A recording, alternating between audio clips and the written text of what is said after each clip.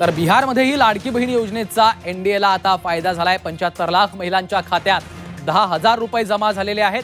वाढत्या महिला मतदारांचा एनडीएला आता फायदा झाल्याचं बोललं जातंय। लाडकी बहीण योजना टर्निंग पॉइंट देखील ठरल्याचं बोललं जातंय।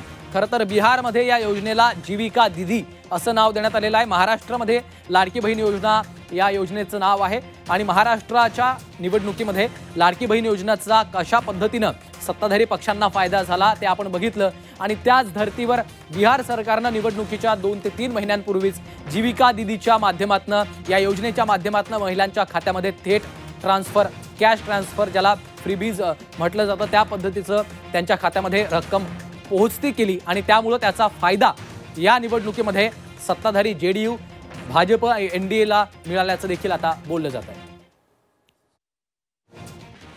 जींनी एक महिलांसाठी एक मोठी स्कीम आणि बेरोजगारींसाठी एक मोठी स्कीम झाली।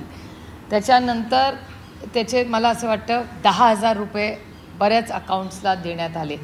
तसंच म्हणजे भारतीय जनता पक्ष स्वतःच तुमच्या चॅनलवर म्हटलेलं आहे की लाडकी बहीण योजने जी झाली त्याच्यामुळे महाराष्ट्रात खूप मोठा इम्पॅक्ट झाला।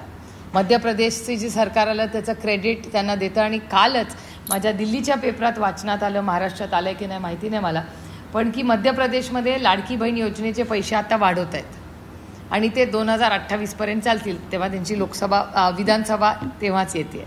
हा योगायोगी असू शकतो, मी काय आरोप करत नाही कुणावर, पण हे सगळं हा एक असू शकतो का एक इम्पॅक्ट ह्याचाही विचार आम्हाला करावा लागेल।